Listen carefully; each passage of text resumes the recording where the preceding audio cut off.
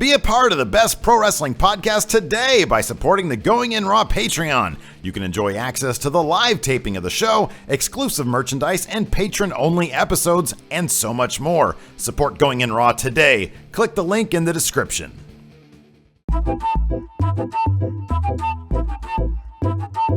Hey, friendo, Steve here.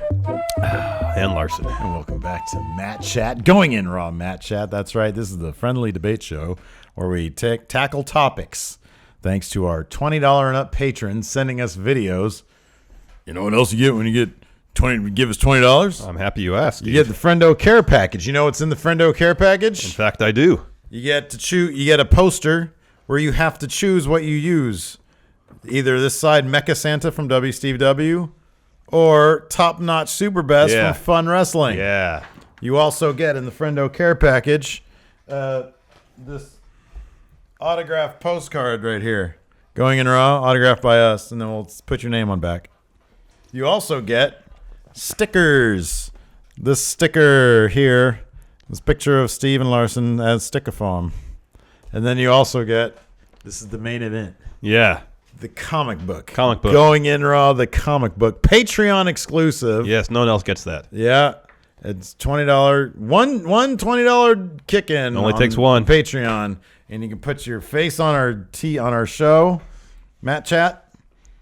That's like 4 of those because you get to do that weekly. And then you get all that stuff. You get all that stuff right there. That's a good value. It's great value. Plus everything you get with the $10, $5, and $1 tiers. Yeah, those are all great values. It's all like live streaming.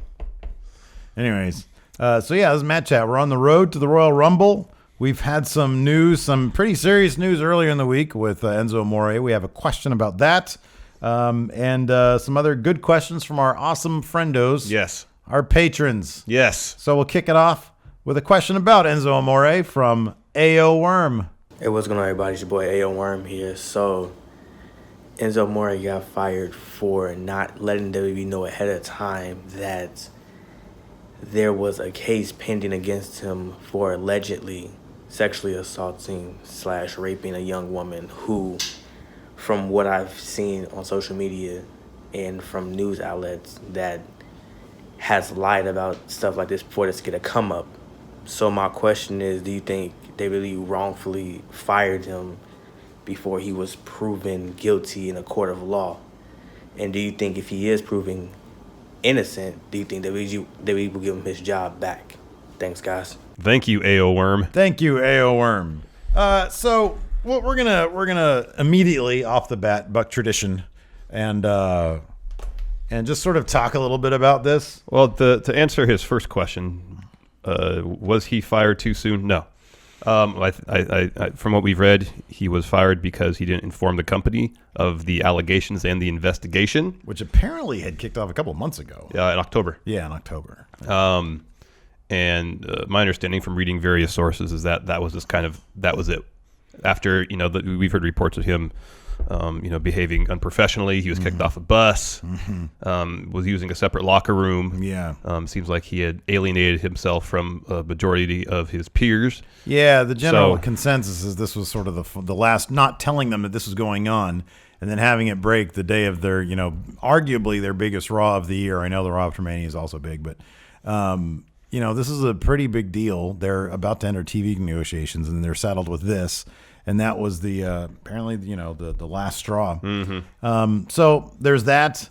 The other part of his question, if he's not charged or found not guilty, will they bring him back?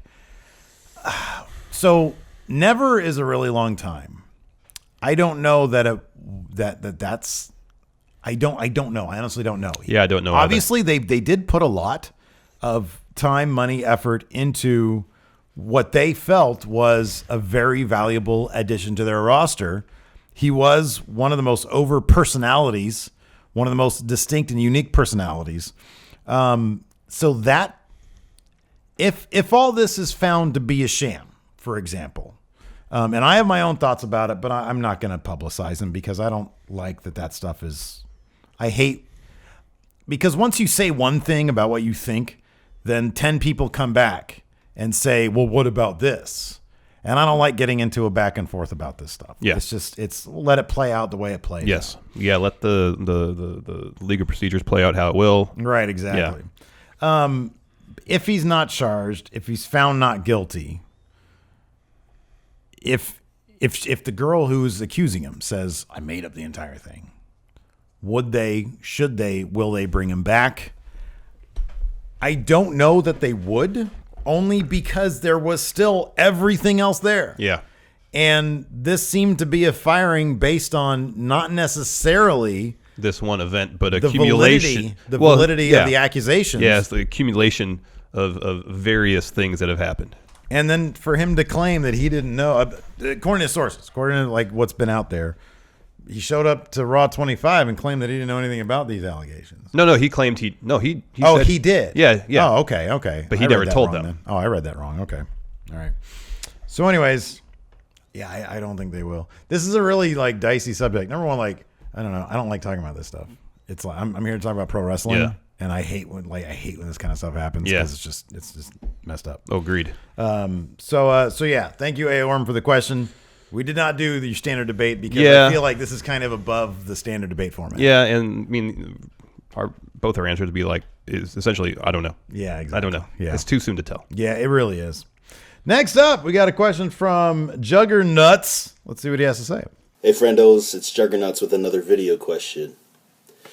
So, here's a headline for you. Roman Reigns is going to New Japan Pro Wrestling. Pretty interesting, right? Now, let's take into consideration what we already know is going on behind the scenes at WWE, his track record, the quality of the New Japan product, and the storylines that could possibly come of it if he was to go. Would people be willing to give him a chance, or would they just dismiss him as a guy who can't hang? I, for one, I would be willing to give him a chance if he did go. Because like with anything he does, I'm willing to meet him halfway. I mean, I could just think of all the possibilities with the storyline right now. I'm just wondering what it would be like. So, looking forward to hearing your thoughts on this. Thanks, friendos. Keep it up. Going in Raw is just too sweet, man. See ya. Thanks. Thank you, Juggernauts. Thank you, Juggernuts. I'll go first. Okay. He would fare terribly. He's not a very good wrestler. A. No, B. He's not like a really outward personality. Doesn't really have a whole ton of like natural charisma. He looks cool. I don't know. Maybe if you start off as a young lion, maybe they can then build up on that. I think they would, in a heartbeat, they would jump on the opportunity to have Roman Reigns because, as we know, they're trying to establish a relationship with the WWE, with their talents, with high caliber professional wrestlers who have had a lot of exposure in the WWE. We've seen this with Chris Jericho, but I don't know. I just don't think he'd do very good. I think he's not that great of a wrestler. What is he going to all of a sudden be a 5-star match machine? Here's the thing, though. No. Here's the thing, though. How many times have we seen wrestlers who wrestled outside of WWE go to WWE and they've been able to do half of what they've done outside of the company? Name some examples. I just watched Shinsuke Nakamura versus Kota Ibushi this last weekend. It's one of the most phenomenal wrestling matches I've ever seen. Yeah, the basics of what Nakamura does in WWE can be traced back to New Japan, but there's so much more going on there, character-wise, in terms of his moves, in terms of how he utilizes his moves in character that we're not seeing, that we haven't seen since he's been WWE. It happens. Same with Finn Balor. His Prince Devitt work in New Japan is miles ahead of what he's doing right now, both in terms of how he wrestles in the ring. More so, it's how he's utilizing his character in ring. Yeah, but Roman Reigns is a product of WWE developmental. You're talking about people who I had understand something. that. No, I understand that. Then they had to chop But it in half. let me finish. This is a guy who we don't know he can double up what he can do. But we don't know he can't double up what he can do. I don't know, man. I kind of feel like we've seen what Roman Reigns can do. No, he's busted out some. Remember that one week where he's like, Roman Reigns doesn't know any submission moves. And next Raw, he busted out 2 submission moves. There's more going on there than I think we know. Also, there's a built-in story. On his interview with Corey Graves, Roman Reigns said he was the best in-ring performer in the world. Oh, my God. Kenny Omega took umbrage to that. Well, yeah, he should, because he is actually one of the best performers in the world. But there's a built-in storyline there. Kenny can bring Roman Reigns to at least a 4 3/4 star match. I'll be honest. I would totally watch Roman Reigns versus Okada. Yeah. It would be fascinating. Don't do that, because I'm not conceding the point. I think you are. I would totally see it. But I don't know. I wouldn't put him up there. It's like them saying, yeah, we're going to go after Goldberg. I don't know. Goldberg's not going to have any great matches in New Japan. Roman Reigns wouldn't have any great matches in New Japan. Yeah, What do we watch New Japan for? What's your benchmark for a great match? If we're going by star ratings, 4, 5 stars. 5 stars, 4.5. You should be able to put on a 4-star match. I think Roman Reigns could do that in New Japan. I don't know, man. I don't know. Everybody- Who's a better wrestler, him or Cody Rhodes? Yeah, I kind of waffle on that too. I might say Roman Reigns. And Cody hasn't had great matches in New Japan. He does great character work. Yeah. But I don't see Roman doing that. Here's the thing about Roman that might give him the advantage over Cody. Roman can and does and will work a fast pace. I feel like Cody's more of a deliberate wrestler, which is fine. I'm not saying there's anything wrong with that style. But if Reigns might not be up in the same league as Omega or Okada in terms of storytelling, he can at least keep the pace fast, so you're never disinterested. Yeah. I mean, all of Reigns' best matches he's had WWE, his matches against AJ, several of his matches he had while defending the Intercontinental title were good because, for the most part, the pace was fast. He can work a fast pace. He works his butt off in the ring. Put him in the ring against Omega, who can work an extremely fast pace. That would be fantastic. Okada tends to work a bit more of a deliberate pace, but he's such a good storyteller. I feel like he could elevate Reigns to a really good match. Also, I want to see Suzuki get his hands on Roman Reigns. Only if Roman Reigns' young line. All right. Here's a role for Roman Reigns if he goes to New Japan, and it's one he might be able to excel at. My thing is this. I'm trying to transplant the only character of Roman Reigns that I've ever known. Chris Jericho has gone through multiple iterations of his character throughout his career. Yes. Finn Balor, we saw him as Prince Devitt. Well, hold on a second, Training. I think we used up a little, enough reels for a couple match chats. Last week I'll tone it down. We got some flack. I'll tone it down. But if we mention Prince Devitt, we have to at least say real I haven't seen a lot. There hasn't been a lot of variation in Roman Reigns' character, so I don't have a frame of reference. I just think of him doing his big dog thing. I know, but here's the thing: in New Japan, there seems to be a lot more freedom in terms of people developing the character on their own. Here's where that could be played as a strength, perhaps. If Roman Reigns took over the Shibata role, that's where it could work. The guy who simply comes in, he kicks ass, he works a little stiff. He works a little stiff. And he would have to shore up his his ground game a bit. Yeah, I mean, I'm not saying just make him new Shibata. Yeah, I know. But that kind of character-wise role, I know what you mean. I think could maybe work for him. Let me ask you something. Who do you think came up with "Put That Beef Away"? Roman Reigns' best line ever. I'm pretty sure it was Roman off the cuff. That's not going to work in New Japan. I'm not saying that.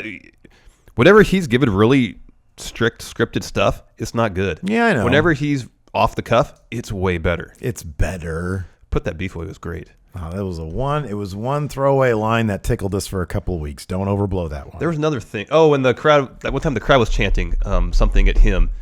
And he said, "I've been all over the world and never heard that before." Oh, they were chanting at Miz saying, "Yeah, like your Miz is awesome" or something like that. Yeah. So when he can improv fairly well. Yeah, I know. The second, the more important part of this is, would Roman ever? I feel like Roman's in an interesting spot because I don't know what he would do if the WWE suddenly vanished. Yeah. I don't know that he'd go to New Japan. I don't know what his next step would be. Well, I'm sure Impact would throw a ton of money at him. Well, of course they would, for a per day date. No, I'm talking about.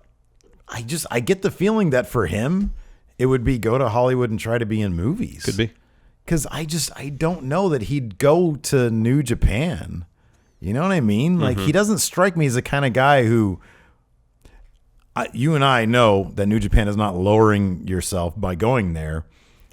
I wonder if he would feel that way. If it's like, well, it's not WWE. I'm not getting paid. And it's not even a money thing. It's like, it's not the WWE. I'm in New Japan with a bunch of pro wrestlers.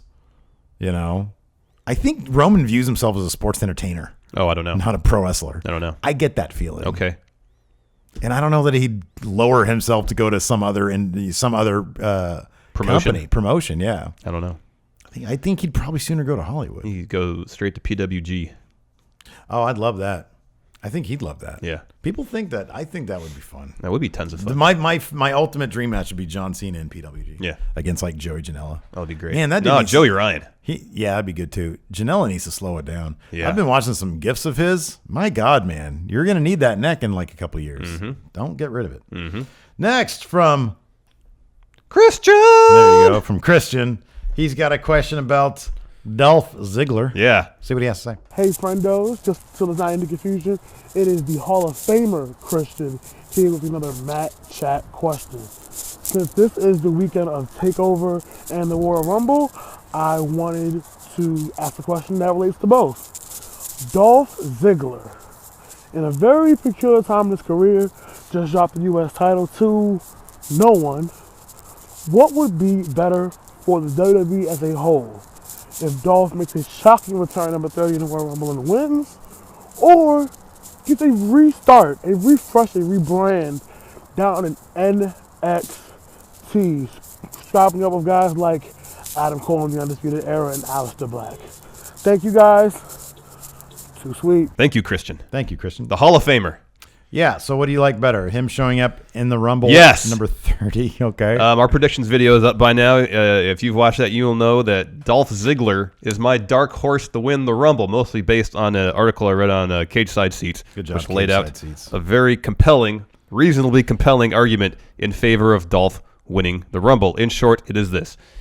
He won the U.S. title, dropped the U.S. title. He's not going to come back just to compete for the U.S. title again. Yeah. Because if the U.S. title meant anything to him, he would have held on to it in the first place. Right. He wants to come back, or if he were to come back, he would come back, win the Rumble, go after the WWE title against AJ Styles. To prove that he is the best in-ring performer in the world. And who better to put him up against, to put on that caliber match, than the actual best in-ring performer in all WWE, AJ Styles. AJ Styles. So it's not like I'm necessarily looking forward to this happening. I mean, I used to be a pretty massive Dolph fan, but nowadays not so much, just mostly based on how he's been booked. But if there's any way to revive some interest in Dolph, I guess this is how to do it. That would be the most underwhelming Royal Rumble win maybe in history, unless the match is booked properly. It's all comes How about down this? to the You match know, he's been being doing that booked thing properly. with entrances. Yeah. What if, say, Daniel Bryan music hits, Oh no, you can't do that. and then you can't do that. and then Dolph comes out, Oh, you can't do or that. CM Punk. That's Philly. They would riot. What better way to get heel heat? That'd be terrible. You'd be so fired if that happened. No, I actually like this idea for him going to NXT and, No, you don't. and doing a slight. Actually, I've come around to it. Okay. Because I have to make this argument, so I need Yeah. to convince myself. And I'm actually kind of convinced here. Dolph Ziggler going to NXT. So here's the thing about Dolph Ziggler. There have been times in the 10 or so years Dolph has been around, however long it's been, that I've really liked Dolph Ziggler. Mm-hmm. The ingredients are within Dolph Ziggler somewhere. Yeah. This is a move that at first everybody would collectively go, "Oh, are you serious? Is this a Vince thing? Is he just using NXT as a dumping ground now? Dolph Ziggler?" Dolph has all the ingredients. He is still one of the best in-ring performers that they have. He's just never used right. NXT is known for all the wrestling being basically better than the main roster. Whatever it is, they let them do what they can do best, and then when they get to main, it usually isn't quite there. Yeah. So if you go down to NXT, we might see a Dolph Ziggler that we haven't seen before, somebody whose full potential in the wrestling world has been unlocked. I think Dolph could pull off an NXT rebrand. It would just have to be, you'd have to put it in the hands of Triple H, Michael Cole, whoever actually does the creative in NXT that does such a great job. Dude, when Johnny Gargano got swerved by Tommaso Ciampa, I never really thought, I was like, okay, well, maybe like 205 Live, but I'm not sure I really want to see him in this role as a singles guy. And here we are today. Yeah. He's one of my favorite singles competitors. Yeah. NXT has the magic formula for whoever comes through there. And Dolph Ziggler, we know, based on his history, has the ingredients. I think it could succeed. I think it could be cool. Here's the thing about that option, too, that I like, is I've been saying for a while, if you want to elevate, and I know in terms of wrestling, it's already surpassed main roster for the most part. elevate NXT to be comparable with Raw and SmackDown, you need people who go to NXT who want to stay there. Yeah. And if Dolph, instead of framing... it's a logical storyline progression is what you're going to say. But also, instead of framing him going to NXT as a demotion, Yeah. like we saw, like with Zack Ryder, essentially, he goes over there and says, this is where the actual best wrestling happens. Yeah. Here in NXT. Yeah. I'm going to come here and show that I am the best, and I'm going to dominate here. Yeah. Dude, and it's funny that you say that, because that would be perfect. And honestly, it would have been perfect had he threw down the United States Championship that he just won, and then in the very next takeover, Challenge which would be now, Almas. he comes out and he challenges Almas. But it would have to be closer to the actual take, like the day before, or the week before the go home. Yeah. He says, I'm not defending this at pay-per-view. Then he shows him in NXT. That would be such a great way to build so much buzz. And it wouldn't be about, oh, it's a dumping ground. It's, oh my God, somebody just called themselves down. Yeah. Yeah. To be there. Yeah. That could be really good. What a great situation. See, first when I heard this question, I was like, man, I got to argue this crap. We just came up with a slam bang idea. Yeah, that's a money idea. Money idea. Maybe, hey, if we do Steven Larson books NXT, There you go, Dolph, the first call down. we'll have call downs. Exactly. Next. Next, from the cat, Daryl Takahashi. See what he has to say. What's good, Stephen Larson and many friendos out there? It's Cat Daryl Takahashi. My question for Matt Chat this week is, let's assume the best for the All-In show. It's in Chicago, and it does have CM Punk wrestling there. Who do you think would put on the best match with CM Punk at the All-In show?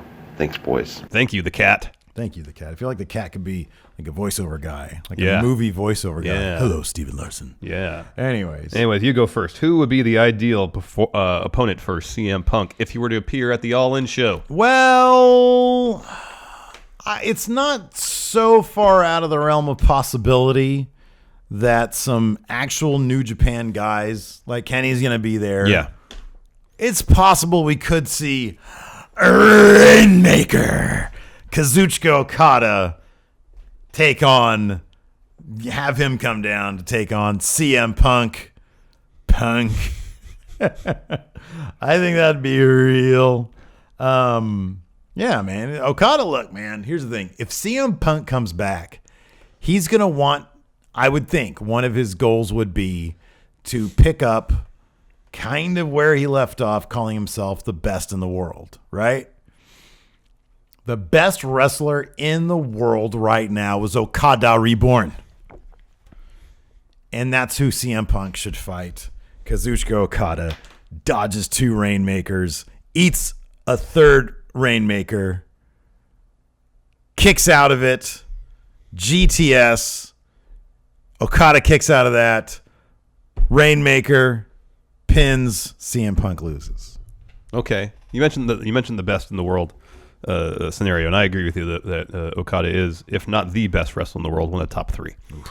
The whole program between Kenny Omega and Chris Jericho was about who was the best in the world. Oh, sure.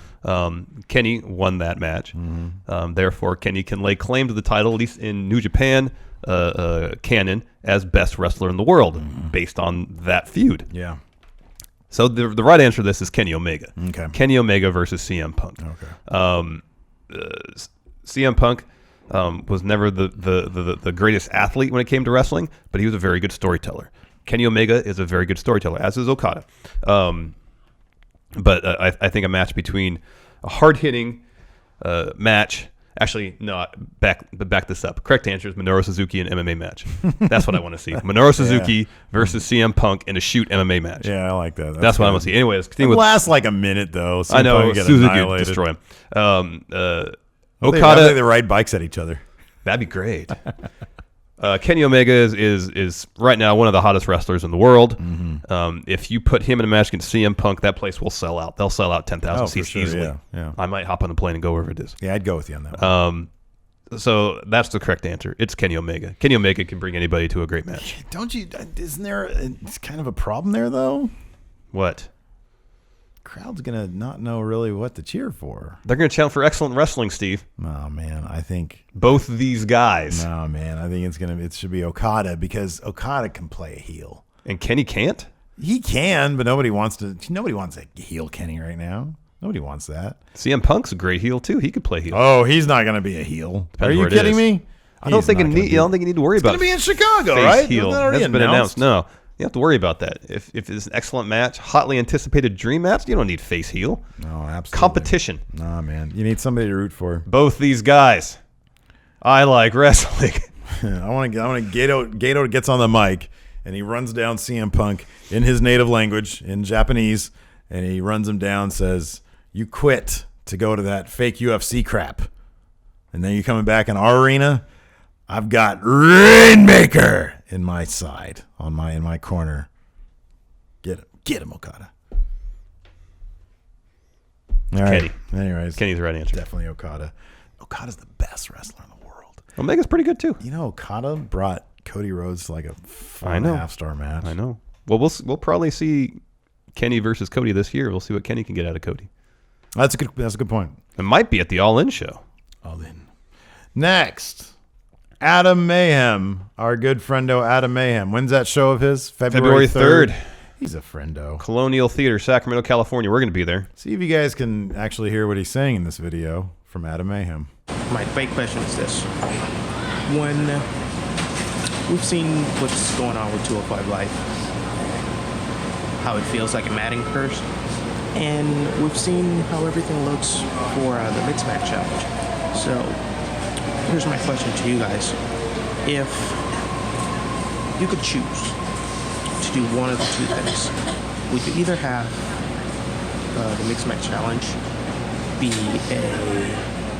a canon thing, like a every week type of thing, like a real thing, or would you rather have the 205 guys be joined by the UK guys and have their own tournament? That's my question. Pick a side, debate.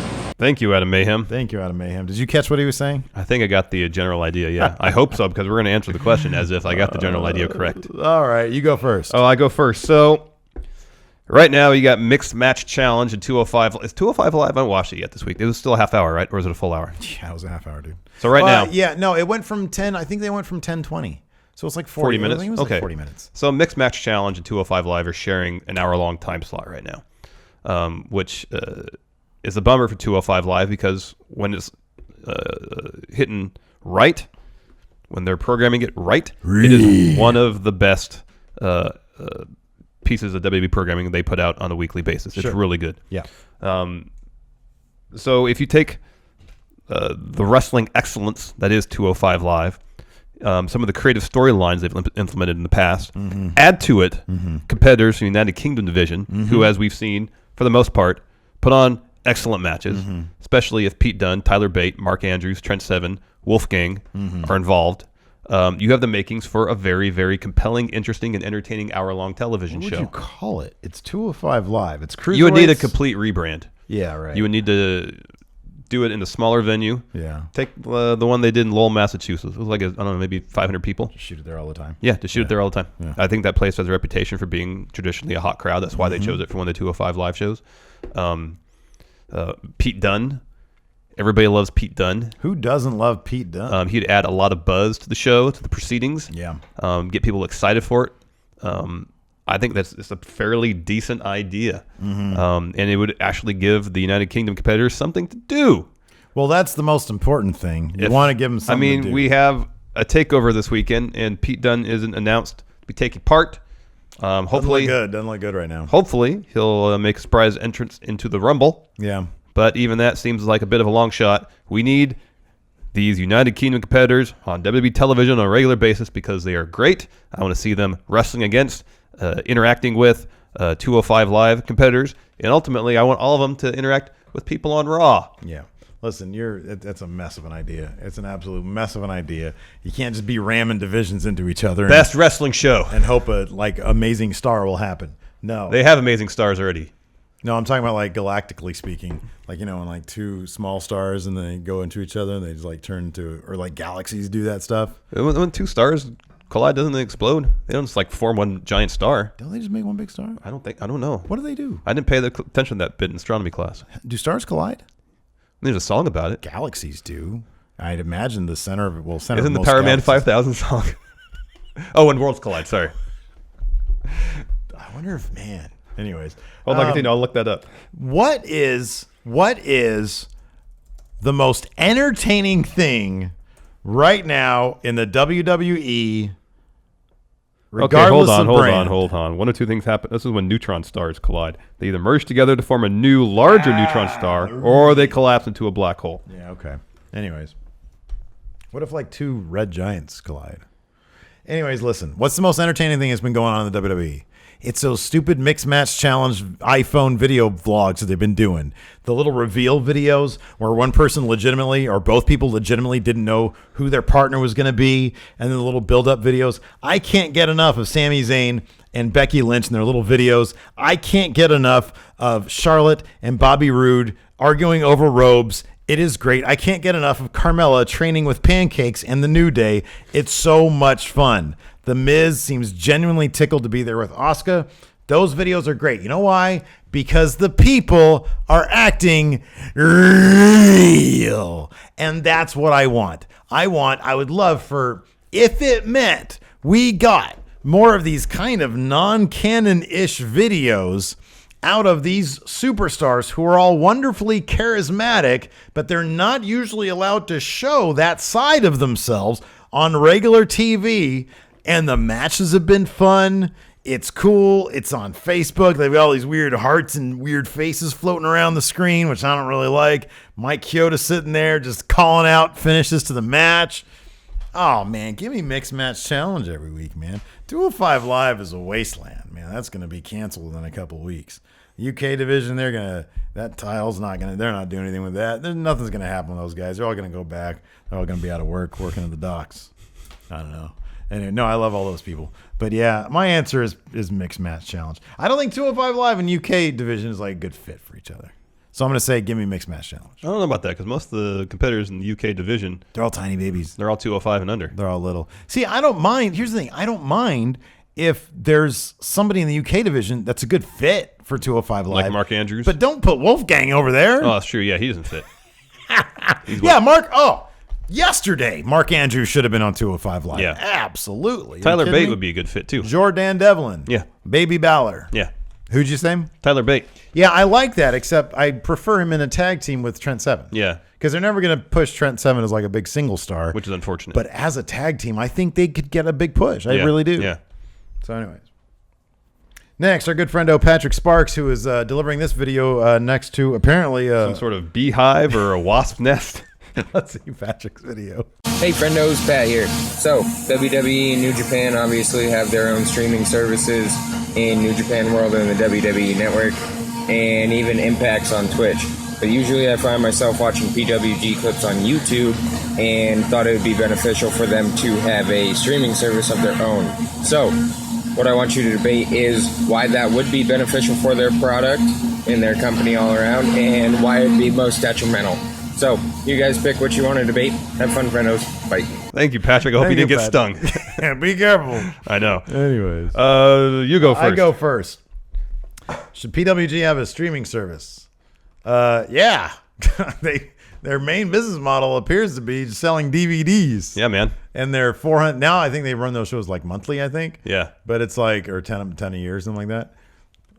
You know, it's like, granted, you know, if you do the math, the gate's pretty decent, I guess. But, if you want to make enough money to be able to lure the likes of John Cena to your PWG show so that I can go there and see, it's enough with the DVDs, man. I mean, come on. Who has a DVD player anymore? Like, nobody. Yeah, you do, but you're old. You know, kids, they don't. Where am I going to, let's say this is a DVD. Let's say this picture of John Cena is a DVD. How do I put it on my phone? How am I supposed to watch this stuff? In GIF form? Because that's how everybody watches PWG these days. The best live wrestling experience you will ever go to, bar none. Yes. Absolutely. But come on, DVDs, no. Give me a streaming service, my God. You can make money hand over fist, and that's what this business is all about, making all that money, Larson. Get rid of the DVD. You know, granted, their design aesthetic is really great. Yeah, it is. Nobody uses DVDs anymore. Sell posters of what would have been your DVD art, signed autographed posters. And then, yeah, get rid of the DVDs. No, man, give me a streaming service. I mean, didn't you say they're on like high spots? Hold on, that's part of my argument. Well, technically, they're on a streaming service, Yeah. but they need to have their own streaming service. No. Yeah, I don't even know about High Spots. I know that they push it in Being the Elite, I think. Yeah. So yeah, you can stream PWG content. It's all like. Is it $10 a month for all their content? I mean, there's a subscription plus live stream, there's a live subscription shows. option for High Spots. I didn't look that closely into it. Where you can subscribe for $10. You can also rent individual shows, PWG shows, anywhere from $4.99 to $3.99. The issue is that they're not current. I think the most current ones they have are 2016. Oh, that's not real then. It is real because there's a wealth of great wrestling in the 15-year history of Pro Wrestling Guerrilla. Can I get one from September of last year? No, because it's 2017. 2016. I mean, it's all from 2016. Right, I know. That's why I'm asking you. Can I get one? It's not true. They actually have Mystery Vortex in 2017. That's the most recent thing they have on there. That was their last show. Oh no, a year ago. That was So I mean, they're exactly a year behind. No, man, come on. Look, here's the thing. Dave Meltzer, hold on a second. Dave Meltzer doles out them 5-star reviews on every PWG show because he's sitting there in the front row with his little legal pad. Taking notes, yeah. What a great match this was. And then he puts up his little review on the newsletter, and everybody's like, oh, man, where's that PWG match? But don't you think I can't watch it? That's part of the reason why people are so hyped to go to the shows, because if you want to enjoy the show immediately, the only way you can do it is to buy that ticket and get there. Nah, man. Scarcity drives demand in this case. That's true. If there's only 400 people allowed in the building and you want to be one of those 400 people, you will do it near anything to get one of those tickets. Yeah. They are pretty good about releasing DVDs in a timely fashion within a couple months That's after the show. This has been their business model for years. Yeah, you got to change with the times. I mean, they're doing just as well as they ever have. How do you know? know? They're putting in more shows. They're losing talent left and right. Ricochet, Candice LeRae, War Machine, they all just left PWG. If they streamed, that wouldn't have changed. Maybe it would have. No. There's no reason for them to change. The business model works fine for them right now. I'd say rather than try to stream right away, find a slightly larger venue. Let me ask you something. 600 people rather than 400. Oh, that's sacrilege right there. You can't leave that American Legion Hall. That's sacrilege. They didn't always have shows there. They've had shows other places in L.A. When's the last time they had a show somewhere else? I don't know, probably like 8 years. Oh my God, that's like been forever a while ago. You know, people have been like literally people are younger than 8 years old. Sorry. Anyways, I had one other point. Oh, let me ask you something. When is the DVD going to officially go the way of the VHS tape? You can still buy VHS tapes. Yeah, I know that. I have some in my garage if you want to buy some of my VHS tapes. I'm saying, when are you not going to be able to find them on shelves at Walmart? Here's the thing. Whenever you have these formats that seem like they're going away, they always come back around. Lately, there's been a huge boom in cassette tapes. You can buy cassette tapes again. Vinyl as well. The nostalgia factor will always play a role in things. Can you buy cassette tapes from Target? I don't know. You might be able to. Really? Yeah. Of like new material? No. You can buy blank tapes from Target, I'm sure. Well, yeah, you can buy blank tapes. You have to order the for cassette weirdos tapes. Recording their manifestos. But you can order like tapes of stuff. You know, my dad wrote over a tape of me when I was 3 years old, and he was talking to me about like stuff. It's really adorable. I need to put it up on, I don't know, our Patreon or something.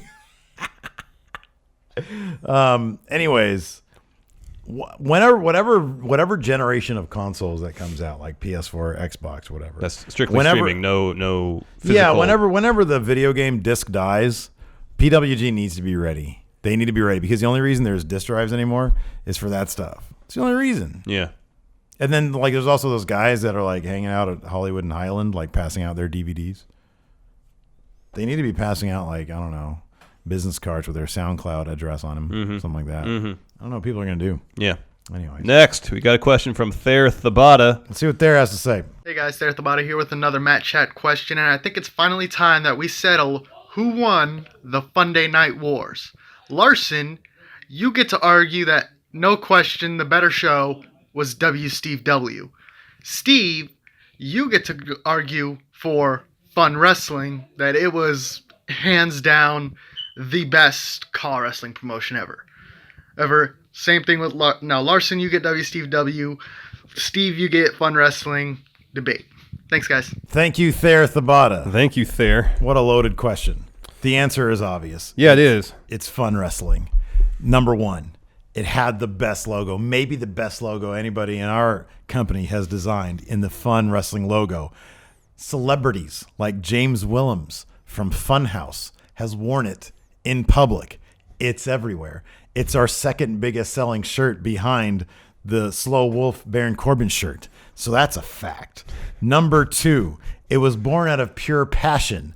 You went rogue, rightfully so, and created Fun Wrestling all on your own, surrounding the greatest character in the history of Fun Wrestling, Top Notch Super Best, who is right here. The only real choice when you're putting up this poster from the Friendo Care Package is Top Notch Super Best, not this pile of human trash. Mecha Santa, screw that guy. I didn't think he was human. Right. And then, so you had that. Look at the star power in Fun Wrestling. Hey, Butch Bacon, Captain Fun Wrestling. Captain fucking Fun Wrestling? Get the fuck out of here. You had Fun Haas. You had Boss Haas. Yeah. You had, you actually had a women's division. Steve W had what he called the hardcore division, which is probably sexist. And then he didn't even do anything with it. You had stars galore. Oh, don't even get me started on the Empire of Pain. Wow. Can you spell destiny? I can. EMPIRE space OF space PAIN. And the list goes. Larson Libre Action, the best action in professional wrestling, Fun Wrestling, regardless of the fact that Steve W might have done better numbers because of my ability to jam people like John Cena, Lenny Omega in the product. Fun Wrestling creatively and I think critically acclaimed, speaking wise, was the superior product. That was awfully nice. Here's one reason why WCW won. Steve W won. Hand me that poster again. Hand me that poster. Who came out on top in the end? Oh, Mecha Santa, yes. This guy. That's right. Ultimately, the power lied with him. Yeah. He left the whole season with the H title. Therefore, he is the victor. WCW, for no other reason, has to win. Here's another reason. As you mentioned in your argument, you found a way to bring over stars, massive stars that I couldn't do. I had to create my own stars, so I couldn't afford to bring anybody over. Fun Wrestling was cheap. Yeah. Put all our money in Top Notch's luxury box and excellent production values in creative. No money for talent. You brought over, as you mentioned, John Cena, Lenny Omega, Kazuchika Okada. Oh, yeah. Huge stars you brought over to pop ratings. Yeah. And that helped you gain the edge in the battle, the Funday Night Wars. You probably won the ratings battle. I will concede that. Also, you did create some stars of your own. SAAK. Oh, yeah. The entire Golden Powers faction. Oh, yeah. Steve W is so successful, it spawned a separate promotion, World Golden Powers Wrestling, only for it to go back to Steve W. Steve W isn't just one promotion. It's a variety, a multitude. NX Steve spawned from Steve W. Matthew Audet. Another star. Huge star. Made. Massive star. Pearly Dentata. Oh, yeah. When he was unveiled as Llama president. Yeah. Wow. Shocking revelation. Boy, that was good stuff. That was good stuff. Yeah. I can go on and on why Steve W won the Funday Night Wars. You know who really won the Funday Night Wars? Viewers like you. You did. That's who won it. Yep. You did. No, those were fun times. Those were great. They were fun. I know. We get back to that stuff. In fact, if you want to find out what happened in the immediate aftermath of, might I say, one of maybe the most epic match in the history of creator wrestling. Yeah. That I am legitimately proud of what we did at Interdimension Tension.